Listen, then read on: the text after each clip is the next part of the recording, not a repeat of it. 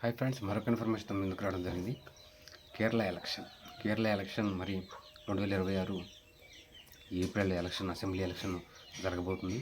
అక్కడ ఖచ్చితంగా అధికారం సాధించాలనే లక్ష్యంతో మరి బీజేపీ తన వ్యూహాలను ఇప్పటి నుంచే అమలు చేస్తుంది. అక్కడ మరి ఏదైతే ఎల్డీఎఫ్లోని అసంతృప్త నేతలను, యూడీఎఫ్లోని అసంతృప్త నేతలను మరి బీజేపీలో చేర్చుకునేందుకు పావులు కలుపుతుంది. అలాగే అక్కడ మరి అసలు ఇప్పుడున్న గ్రౌండ్ పరిస్థితి ఏంటి, మరి అక్కడ ఉన్న ఎల్డీఎఫ్ ప్రభుత్వంపై, మరి పినరయ్ విజయన్ గారి ప్రభుత్వంపై అసలు వ్యతిరేకత ఉందా, ప్రభుత్వంపై ఎటువంటి ప్రజలు అభిప్రాయాన్ని కలిగి ఉన్నారు, అలాగే వారి యొక్క మరి ఏదైతే పర్సనల్ వర్క్స్ అంటే కొన్ని జిల్లాల్లో దాదాపు ప్రభుత్వం చేయాల్సిన పనులు వదిలేసిందని, మరి అలాగే ఎక్కడ కొన్ని జిల్లాల్లో మరి కొన్ని మండలాల్లో అక్కడ వాటర్ అందని పరిస్థితుల్లో కూడా మరి అక్కడ కేరళలోని కొన్ని జిల్లాలు, కొన్ని మండలాల్లో ఉన్నాయని అక్కడ ప్రజలు అసంతృప్తిగా ఉన్నారు.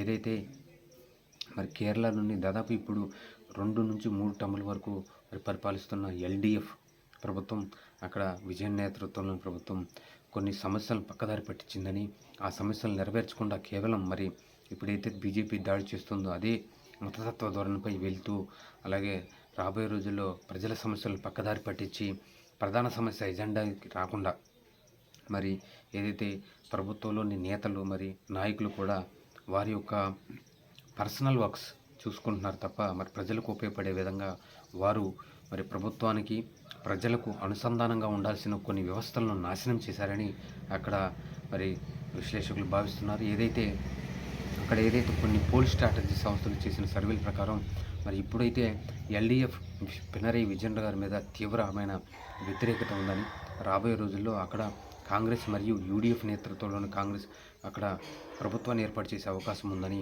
అక్కడ వాళ్ళు పోల్ స్ట్రాటజీ సంస్థలు కొన్ని సర్వేలు వెల్లడిస్తున్నాయి. అదే రాబోయే రోజుల్లో ఏదైతే అక్కడ బీజేపీకి ఖచ్చితంగా మరి ప్రభుత్వాన్ని అక్కడ మేము స్థాపించాలి అనే ఒక ఆశ బీజేపీకి ఉన్నంత మాత్రాన అక్కడ ప్రజలు బీజేపీకి అధికారాన్ని ఇచ్చేందుకు సిద్ధంగా లేరని ఆ యొక్క పోల్ స్ట్రాటజీ సంస్థలు వెల్లడిస్తున్నాయి.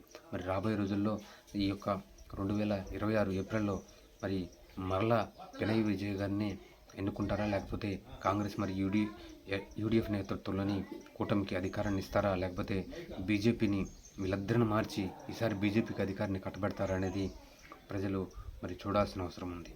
Thank you.